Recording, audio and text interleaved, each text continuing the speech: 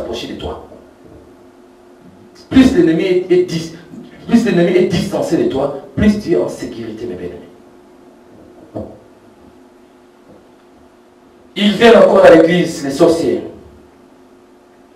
S'ils n'utilisent pas la fascination pour ensorceler les chrétiens, arrête-nous dans la marche de la chair.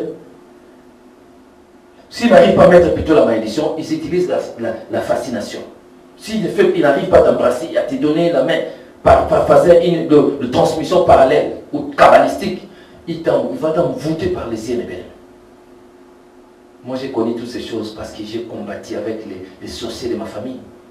Dieu m'a entraîné, Dieu m'a formé pour ces choses, mes bien-aimés, pour que je vous dévoile les secrets. Comment j'ai combattu les gens de ma famille, Seigneur. Comment ils voulaient si le Seigneur, je n'étais pas dans le plan de Dieu, je ne pouvais pas être vivant. Je voyais des sorciers, je voyais des chats, beaucoup de souris, ils venaient.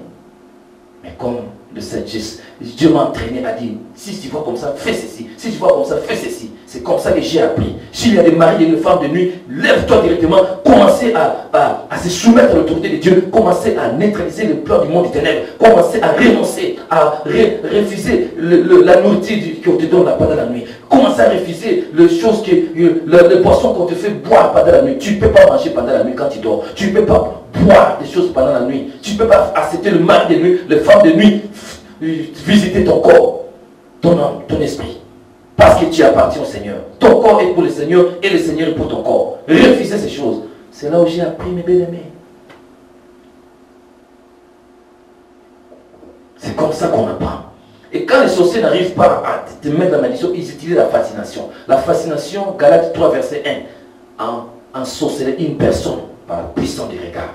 Attention avec d'autres personnes. Hein. Ils te regardent dans les yeux comme ça, ce n'est pas les yeux normaux. Les yeux vendants, les grosses yeux là qui brillent le langue d'un crocodile. Les grosses yeux là, c'est terrible. Quand ils te regardent comme ça, là, ils t'envoient les rayons. Alors, mais si tu es couvert du sang de Jésus, si tu es protégé par la colonne de feu, la colonne de feu, Exode 14.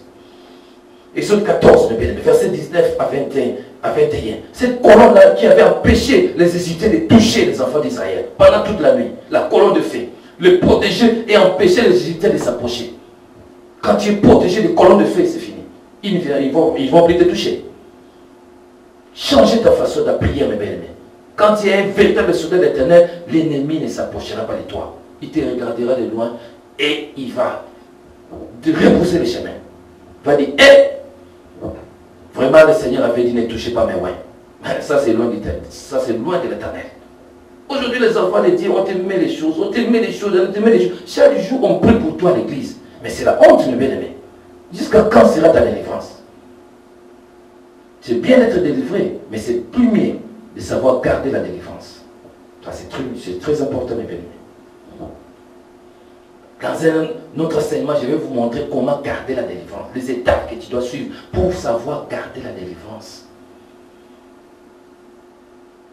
Tu vois, ça c'est le ministère que Dieu m'a donné, c'est le ministère de la délivrance. Donc c'est pourquoi je vous dévoile les choses qui concernent ta délivrance. Comment ces gens la font, comment tu peux demander les secours, comment tu peux être équipé, comment tu peux faire pour combattre ce monde-là.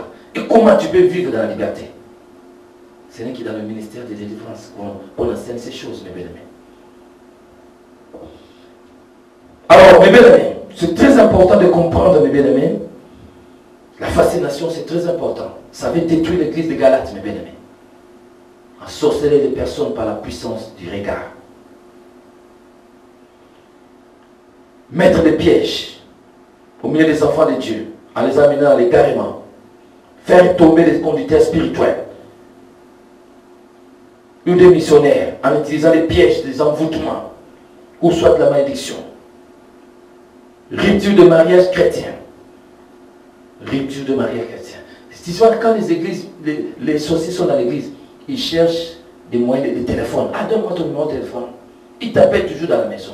Au lieu qu'ils te parlent des choses que vous avez écoutées dans l'église, ils te parlent, ah, tu as vu la sœur là, ah, tu as vu le frère là, et comment tu le vois? Ils te posent seulement une question, et quand tu lui dis, ah, moi je vois aussi les vantards, ah, ils commencent maintenant à dire non, toi tu ne connais pas encore bien. Laisse-moi te donner des détails concernant cet homme-là, concernant cette serre-là. C'est comme ça que les sorciers font. Ils t'envoient dans ce qu'on appelle les doutes méthodiques. En philosophie, on appelle ça doute méthodique.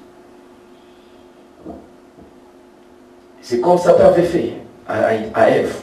Dieu a-t-il réellement dit, vous ne mangerez pas les fruits du jardin? Mais il avait écouté quand Dieu avait donné l'ordre à l'homme.